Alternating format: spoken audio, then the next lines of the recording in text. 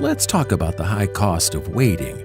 Put simply, the earlier you start saving, the less money you have to put in your savings each month to reach your financial goal. In fact, the difference can be substantial.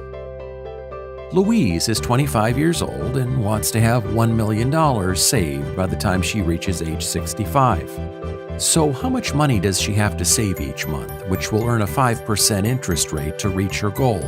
Louise realizes that if she starts saving now, she will have to save $650 per month. If she waited until she was 40, 25 years from when she turned 65, she would have to save $1,680 per month to reach the same goal. If she doesn't start saving until she turns 60 with the same 5% interest rate, she would have to save $14,740 per month to reach her $1 million goal. Louise realizes that the earlier she starts saving, time works in her favor. Understanding the high cost of waiting, you can develop a savings plan with enough time to comfortably reach your goal.